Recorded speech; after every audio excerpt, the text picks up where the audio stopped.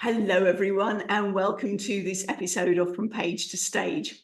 I'm your host, Wendy Corner, and this podcast is for you if you're an entrepreneur. Yes, page, stage, entrepreneur. You'd be surprised, but they do all go together. Because if you're an entrepreneur, you will have published work. What do you mean published work, Wendy? Well, okay, you may have a solo book out. You may have an anthology book out. You may have a blog out. I can guarantee you'll have socials on, won't you? Isn't that published work? You're an author. Go you. What about the stage thing then? I'm not just talking about the raised platform with the microphone, which a lot of people go, I can't think about that, public speaking. No, it doesn't have to be. When you go into a networking meeting, that's a stage. When you talk to a podcast, hello, note to self, this is a stage. Virtual summits, as well as the traditional get on stage. So I'm pretty certain you have spoken publicly already. You may not be happy about it, but that's the thing. If you can do a one-on-one conversation, you can do a podcast interview just like this. Page, stage, entrepreneur, all together. Welcome. Okay, now this is where I get really excited because we're interviewing Irina, and I'm going to let you say your surname because it's not even on the screen for me to look at. Shehovsov. Once again, nice and loud. Shehovsov. Right, I'll leave that for that. Shehovsov. Irina, I have known for a couple of years through a networking group. Irina is a prolific writer. And so that's why I'm excited to share this interview with you, because she has done the page and she does the stage, and there's more to come. And boy, is she an entrepreneur. Now, I can tell you a bit more about that, but I'm going to give the stage, I'm going to hand the baton over to Irina. Irina, tell us a bit more about yourself. How did you get to where you are now? Thank you so much, Wendy, for having me. It is a pleasure. And it's been quite a journey. And the way I got to where I am now is from a heartbreak, becoming a single parent out of the blue back in 2014. And then being, for a year, I was in this depressive state of mind and waiting for somebody to come rescue me. But of course, nobody did. And I decided to rescue myself. I decided that I could no longer live the way I was living. And life is not just about fulfilling daily obligations and living a miserable existence. I wanted to be happy again. And so I embarked on a journey of personal development and growth. And what happened, I was in Phoenix, Arizona in September of 2019, when I got inspired by Evan Carmichael, who was on stage, who said, you should help somebody who is a step behind you, because there is not enough belief in this world today. And so I decided to help women like myself who felt lost after a long-term relationship. They didn't know who they were any longer. I wanted to help them to realize that life is possible after divorce and happiness is possible. And in fact, you could be in the best years of your life. Because at the time I was thinking I wasted the best years of my life, but it was nothing further from the truth. And then there was a journey of learning, and then Happiness Academy was born in 2020. And the first podcast, I didn't know anything about podcasts, but Single Parent Success Stories was born by me simply getting inspired. But I was in a mastermind, and a fellow masterminder was having interviews with other entrepreneurs, and they were sharing their life journeys. And I said, what's a wonderful idea. I would love to speak to single parents who have been there, done that, and hear those stories. And that's how that podcast started. Cool. And then coaching, learning about your mindset. So attending NLP, and that kind of opened a lot of doors and experiences and opportunities. And finally, if we get back to the writing part, how did I become a writer?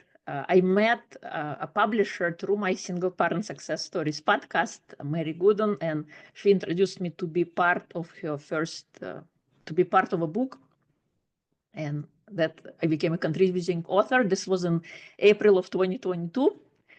And it was an incredible journey, but it was a dream of mine to be a writer. On those, I used to take morning walks and I used to imagine how I would like my life to be. And one of them was becoming a writer. I didn't know how, when, or what. That was the dream I had. And that dream came to be 2 years ago. And since then, I have done 5 different books where I contributed. And I'm working on my book number 6 that's coming out in a short couple of months, which is called The Gift Inside. And it's going to be the first solo book. So it's been an incredible journey. And I also started a second podcast, which is called Reclaim Your Life with Irina, which is the main idea behind it is to give people hope that no matter the circumstances, that life is possible. You can reclaim your life in physical, emotional, mental, or spiritual sense of the word.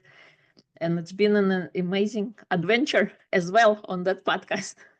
Yeah. Well, when you interview such inspiring people, it's not only the audience that gets a real buzz, you do too as an interviewer, don't you? Yeah.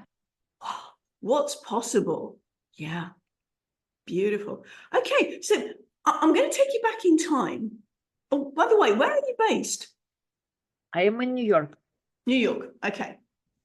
Now, take you back in time. When did you start writing for pleasure, for creation? I mean, okay, we appreciate that you started learning your alphabet. I was going to say ABC, but that wasn't the case for you, was it? Because you learned the Cyrillic alphabet first off. That's right, yes. Those of you with an astute ear will hear that Irina is not from the US. Fill us in, Irina, where are you from originally? I'm from Uzbekistan. Uzbekistan, okay. So your first alphabet was the Cyrillic alphabet, wasn't it? Yeah. Correct. Okay. I'm not talking about way back when, in terms of the physical mechanics of writing. I'm talking about, when did writing become something that you enjoyed? I think when it was in college here in America, when I was I couldn't pass my English exam and I was going through English as a second language classes, and then having to, what's kind of culminated is me taking an intensive class over a summer. And there we used to write 2 to 3 essays a day. And it became so good that they said I should write for New York Times because Whoa. It's just the idea of writing, because in a college way of writing, kind of a little bit boring, because you got to state what you're going to talk about in 3 key items, and then you disclose them in a writing document, and you write a conclusion. It's very dry. It doesn't have any emotion. It doesn't pull in the reader. Why should I keep reading? I already told me what you're going to say. There is no suspense. There is no excitement about it. And that's kind of a different way of how I was learning back in Russia, of how you write, how intriguing it should be, versus this so cut and dry approach. So that was why I couldn't pass the exam right away, because of the structure, not because I didn't understand the language, but the style of writing and the way it is supposed to unfold. And the style in academia is very, as you say, is very dry. And there is a particular way of writing to pass the test, as it were. And I don't know about you with your driving. My driving instructor said, right, learn to drive to pass the test, and then you can learn to drive. So kind of a bit like that with writing, isn't it? You learn the structure and then you go off piste. Then you can pull in those wonderful conversational style of writing, which is what we're all about these days, isn't it? It's not the dry, as you say, emotionless, boring, I'm about to tell you what I'm telling you, I've told you, and now I'm going to remind you what I've told you. Yeah. Okay, so your college days were sort of, I mean, I'm not going to put words in your mouth. How old were you when you went to college? Because I'm trying to piece in when you migrated. How old were you when you migrated? 17. and I was in 17. college. Okay. uh, So I you started. came straight from Uzbekistan into college. No, I first, I went into school. There was a day and night school. It's for people who couldn't finish the regular high school. And I Okay. went there because I came kind of in the middle. It wasn't the time to go to college yet. And it was that in between phase. I went to pick up the language because the thing happened when I came, I was able to understand what people were telling me, but I wouldn't be able to immediately respond. So to get that, like to turn that on, I went into the school to pick up my language, and it was very international. We had people from all over the world who were in the school, in addition to native, like American people, but also from all the, because they call New York the melting pot. So it was an interesting experience. And then after a while, like a year, I think, was it a year? About a year, then I joined college. And it was also interesting for very first years, and being in the English as a second language class. We had a Greek professor teaching us, English. He was good, but the students were just Russian students, maybe, and there was maybe one Indian, and so we were teaching everybody else Russian as opposed to us learning English because we were the majority. And then later on, we had an Indian professor who was teaching English. I couldn't understand anything he was saying, yet he was teaching the class. He had a strong accent. Yes. Yeah. So it was an interesting journey in college. Picking up on that, I was talking to a gentleman from Cameroon a couple of days ago, and was saying that when you speak to an native English, Western native English speaker, the thing that is to be aware of is where you put the stress on the syllables, because that can be different in India, in Asia generally, certainly in Africa.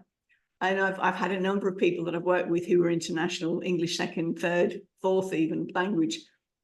And once we get past the where you put the stress on the words, because they say, oh, I want to reduce the accent. I went, no, don't reduce the accent. Just get the stress on the word, that then the audience goes, oh yeah, I've got it. The vowels will gradually come with time, but if you can get the stress in the right place, that's half the battle. Yeah. Integrity. Yeah, no, that was one gentleman who was French second language, English third language, and he was doing a Toastmasters competition, and he was finishing with integrity. I'm going, no. Your first sentence and your last sentence have to be bang on. Yes. So can we have integrity, please? We got that. And he came second in the competition. Should have come first, but yes, he came second. Okay, so you're learning your English. You're learning to write in English in the boring style. And later on, what happened after school? In terms of what? Well, did you go to college? Sorry, school, as in university? Yeah. Okay. Yeah, then I joined college. My major was computer information systems with minor in finance. Okay. And I did that for 20 years. I did analytical work. Mortgage analyst was my kind of title, but anything in the realm of mortgages, operations, system testing, customer service, anything about mortgages, I was in it. Got it. So that was your day job, if you will. When did you start to get I know you were saying it was it 2019, 2014 when your world turned upside down? Yes. And from there you got the dream to be a writer, or had you been a writer in your dreams before that?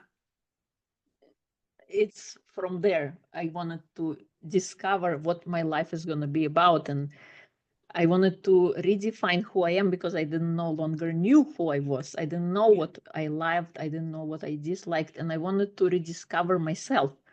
And so I imagined what I would love my life to be like, what I would love to do, how I would like to spend my days. And one of them was writing, another was singing on stages, and another one is painting and having my own art gallery and having kind of creative way of living and being, and inspire people to shine the light, to show them that hope is possible no matter where you are coming from, no matter what is happening, what's your current reality. Anything can change if we allow ourselves for that, if we believe in ourselves, because we all have little gifts in us, and it is up to us to find that gift and share it with the world. Absolutely, absolutely. Oh, goosey, just what you're saying. Beautiful. So did you start to journal in that time?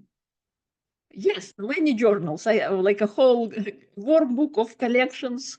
As I was learning, it was interesting actually. In the last 4 years, I learned more than I did in the last 20 years.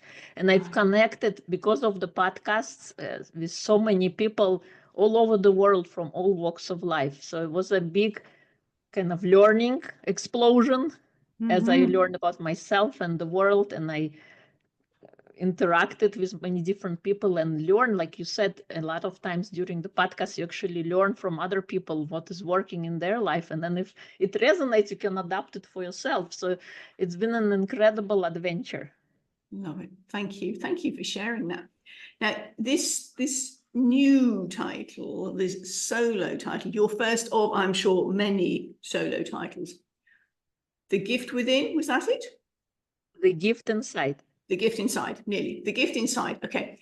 And we're looking to be out in the next couple of months. Okay, audience, I'm going to put a date on this because you might be looking at this next year. We're recording this on the 11th of October, 2024.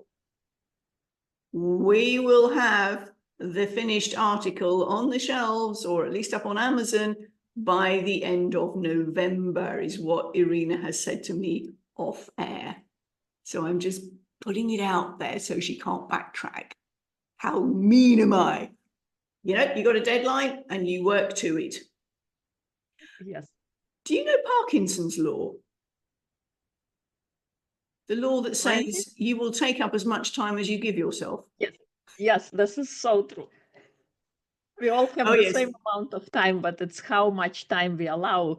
So sometimes we procrastinate for weeks and years, and then when it came to the deadline, you just do it, and then you kind of surprise, how did I just do it? It's because, why didn't I get on with it earlier? Yeah. Isn't that the story we tell ourselves so much of the time? I'll get round to it, which never comes. Yeah. I'm in Mexico at the moment, and mañana is a real thing. I'm living it. Mañana. So we've looked at your writing journey. Tell us about your speaking journey. When did you start to speak to groups? that happened when I joined Toastmasters. This was back also 2015. It was part of the job where I worked. They offered it as an opportunity. Okay. So I joined, and it's been also an incredible adventure. I think we learn so much better when we are in a community, especially of people who are starting from the same place, because they say public speaking is the second fear after death. So, or even the biggest fear. Yeah. So that's when I started the Toastmasters journey. I did one contest. It was an international humorous speech competition, area competition, and I won a second place. And I was talking about, it was the kind of a day in mom's life. Escaping the mummy jail was the title of the talk. Escaping the mummy jail. Brilliant. Brilliant. In quotes. Oh, yeah. And I can imagine that there would have been wry smiles all the way around the room going, oh, I can relate to this one. Yeah. Beautiful. Yeah. Beautiful. So that was around then. So are you still a member of Toastmasters? No. Okay. So that you got what you felt you needed out of that. It's given you the confidence to get in front of groups. You're speaking, obviously, as a podcaster, ×2. Yes. Audience, we have dynamic show notes. We will put the links to Irina's podcasts in there. Go check them out. Golden stuff. There will also be a link to her author page on Amazon. When the solo book comes out, we will do a quick update to go, it's out. So you can go in and check on that one as well. Yep. So while I'm on the topic of the show notes, audience, when I have a guest who comes back to me, however long it is, and says, oh, by the way, I'm launching a program, I've got a new book coming out, I will go back in and change the show notes, do a quick social blast and go, oh, and by the way, go back and check this recording, this conversation, because it was absolutely brilliant. And by the way, if there's a new book coming out, we will have the guest on again. And that applies to you too, listener. Let's get you on. Okay, so we've got you speaking, starting with Toastmasters. You've now got two podcasts going out, but that's not the only speaking you do, is it? I also speak at summits and doing lives, and also my YouTube channel, I speak on there as well. So many places. Love it, love it. And so that's available to us all across the world.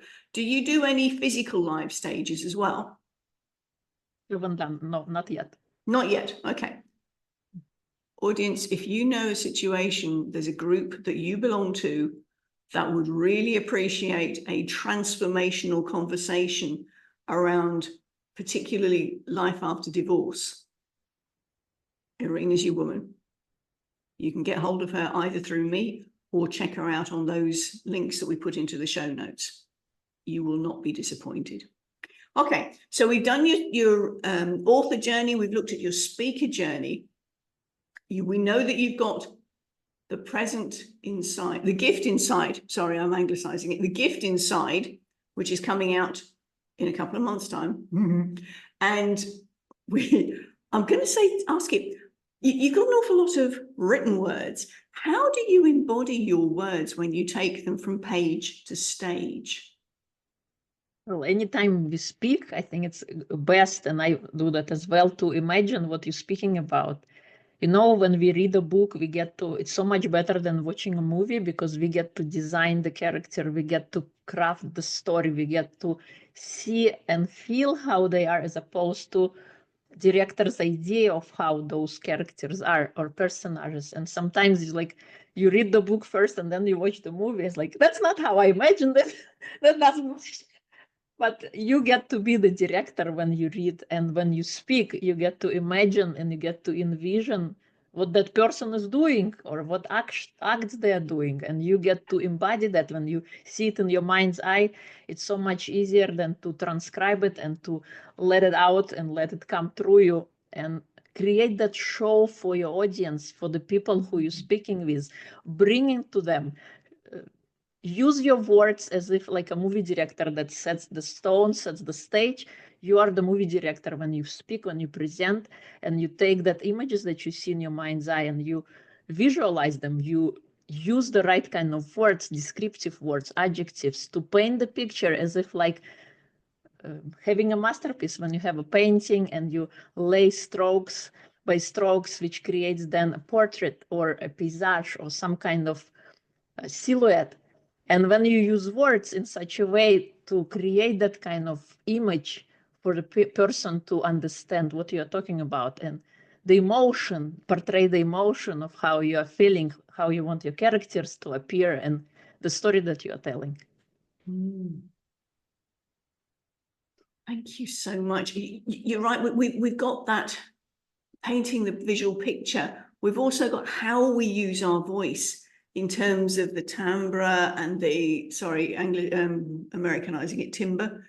Tone and pitch and all those things. And changing all that wonderful things, because that's like the soundtrack to the movie you're talking about.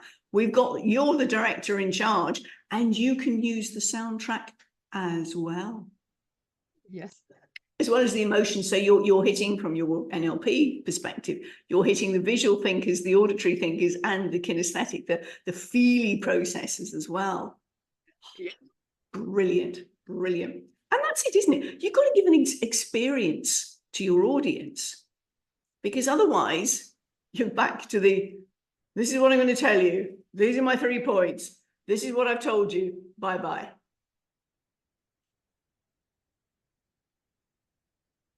And you will turn your audience off just as quick as they walked in, they will, particularly as you are doing an awful lot of your stuff online. Swipe, scroll, lost them. Oh, yeah, beautiful. Thank you so much. Right, as we're winding up, are there any wonderful words, or even not so wonderful words, any final words of wisdom that you can share with us? Believe in yourself no matter what anyone says. I know oftentimes we are so ready to trust doctors, trust psychiatrists, trust others, instead of trusting ourselves, because we always have the answer that we seek. If we tune down, if we becoming present, if we listen, because oftentimes we hear our ego always screaming when something is not going the right way, or if you got upset or somebody pissed you off or cut you off. Yeah. But there is always inner voice deep down inside, waiting for you to hear it and use their wisdom instead of just reacting immediately. Like, what is positive in this situation? If you are in the middle of a dark situation, what is positive in this situation that I can take, that I currently cannot see? It takes a little bit perspective kind of to see. Of course, when you're in the middle of it, all you want to do is curse people or react. But if you take a pause and listen to your inner voice and find what this opportunity is teaching you in a moment that seems dark, but in a big ramification of things, what is it really teaching you? What positive lesson can you take that then you can utilize in the future next time something like this occurs? Yeah, love it. And that's, isn't it? It's the process of being quiet, quieting that ego shouting and going, okay, I hear you. No. Shh. I'm going in. I've really appreciated that sense of mindfulness, that sense of going inside, particularly with a pen in my hand. I too am a writer, as you know, and the journal is so helpful at that point. Once, if I can quickly share with you, somebody once said to me, audience, we were talking about if you're in the middle of it and you just want to go. Somebody once described life's lessons as they may come wrapped in sandpaper. They may be a gift wrapped in sandpaper, which to start with feels very rough and very painful. But as you take that time to unwrap the gift within, you can dig into it, take off that sandpaper and go, okay, these are my lessons. I'm so looking forward to your book. Thank you. The gift inside, isn't it? There's a gift inside, right? The gift inside. Oh, thank you so much, Irina, for sharing your from page to stage. Thank you so much for having me. It's been awesome. Loved it. Audience, you'll love it when that book comes out. Go check it out. For now, bye from us.